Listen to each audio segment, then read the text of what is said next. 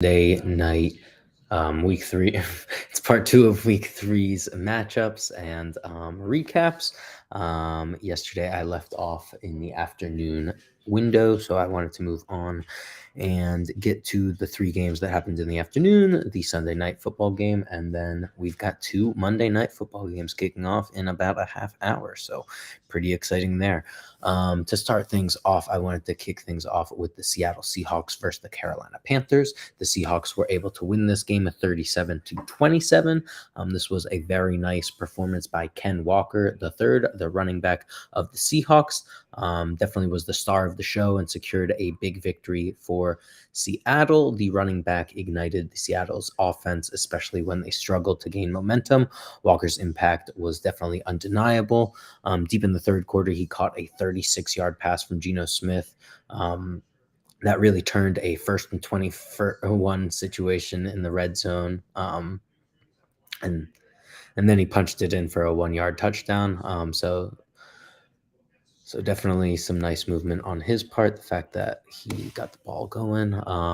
Walker didn't stop there, though. He also added a 7-yard run later in the fourth quarter. On the day, he amassed 97 rushing yards, 2 touchdowns, and contributed for 59 yards in the receiving game. Walker's punishing running style and versatility definitely make him a game changer for Seattle, especially when the offense is facing some challenges like they did.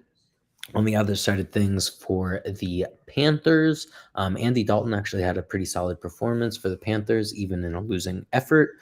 This was without Bryce Young, the first overall pick in this year's draft.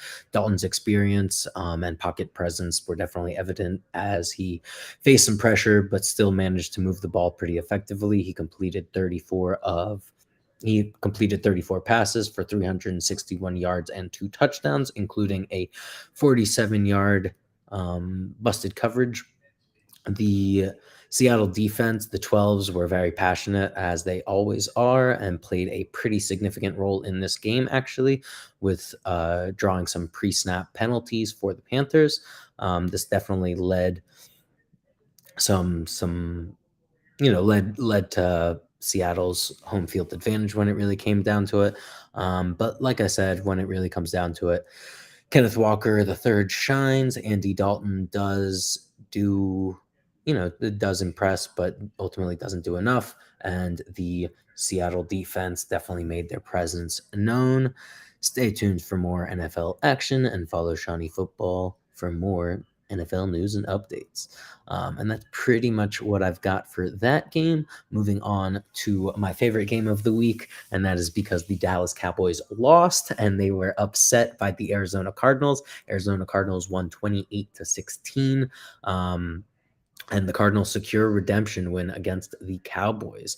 The Arizona Cardinals definitely delivered a statement win against the Dallas Cowboys, finally holding onto the lead and showcasing their newfound resilience. They were able to hold on to the lead this time. After the first 2 weeks, the Cardinals struggled to close out games, but this week was a little bit different, and they were able to hold on to an 11-point lead. The Cowboys faced an unfamiliar deficit after cruising through the first 2 weeks. Arizona really applied some pressure, and Dallas just couldn't mount a double-digit comeback. This was the first time I think that they really trailed in any game this season, and they also lost Trayvon Diggs, star cornerback, so his impact was definitely felt, or the lack of impact, the fact that he just wasn't there. Arizona's offensive line also deserves some credit, though, when it's really all said and done. They paved the way for some remarkable rushing performances. The Arizona had 222 rushing yards total, taking the pressure off Josh Dobbs. It was definitely a complete effort. James Conner had 98 yards rushing and a touchdown. So like I said, give a lot of credit to the O-line and Arizona's offense in general, considering their defense had actually been holding them and keeping them in games for the first 2 weeks. Arizona Cardinals showcased their ability to finish a game and overcome some adversity. Stay tuned for more NFL thrilling action.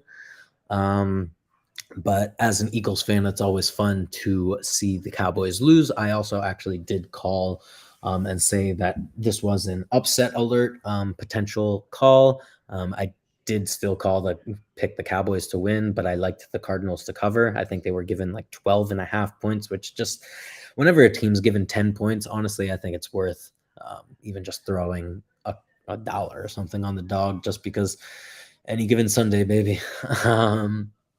Moving on to the third afternoon game of yesterday, and this was a special appearance in the house. The Chiefs were able to dominate the Bears in front of a special guest in Taylor Swift. Chiefs win 41, Chicago Bears 10. In a game filled with surprises and special guests, the Kansas City Chiefs went on to Chicago and beat the living poop out of them. The Bears' winless streak continues as they struggled against the Chiefs' dominant defense, honestly, and revitalized offense. The Bears definitely had a chance to turn the tide, but the defense of the Chiefs just didn't really allow anything to happen. Justin Fields and the Bears offense couldn't really find rhythm until late into the game, and at that point they were already trailing 41-0. Meanwhile, the Chiefs put on a show for their fans with the defense stifling the Bears and the offense making some impressive plays. Notably, Taylor Swift was in attendance and in the house, hanging out with Mama Kelsey in the box, and definitely seemed like she was pretty excited at the game. The Chiefs' defense dominated, containing Justin Fields and creating turnovers that extended their lead. Speaking of star power, Travis Kelsey also had a solid game and scored a touchdown in front of his potential girlfriend in Taylor Swift. Definitely improved, and I think he gained like 80,000 Twitter or maybe followers on social media. So I guess the Swifties really are in action. That's pretty wild. Because I thought he was a pretty popular player already, but I guess not. I guess not on Taylor Swift's level. She is a megastar. And it's pretty funny to see the rest of the NFL chime in. I know Bill Belichick was saying how that's like the best catch that Travis Kelsey's ever had. And I think even his mom is just like happy that he found a girl. I don't even know if she cares that it's Taylor Swift. I think she's just like, oh my God, Travis found a girl and she's not some hoe. Or I don't know. But anyway, moving on to the next game. Congratulations, Kansas City Chiefs. You win 41-10. I am still more interested in the Kelsey Swift duo in Philadelphia. Shout out DeAndre Swift and Jason Kelsey. Moving on to Sunday Night Football's game, the last game of this video for now. And then we will watch Monday Night Football, and my nephew's probably going to be here soon. Anyway, TJ Watt shines as the Steelers secure a victory against the Raiders. Steelers win 23-18. Sunday night definitely brought a fun matchup between the Steelers and Las Vegas Raiders. Sorry, I'm burping. As expected, TJ Watt continued to wreak havoc on the field, leading the Steelers defense with 2 crucial sacks and an impressive turnover that caused relentless pressure throughout the game. Watt has looked like a Defensive Player of the Year candidate this year and has played pretty extraordinary so far. He also was complimented by a great Steelers defense and secondary, which also only held the Raiders to a net 69 rushing yards. The secondary was inspired by Watt's leadership, like I said, and had 3 interceptions, sealing the victory for the Pittsburgh Steelers.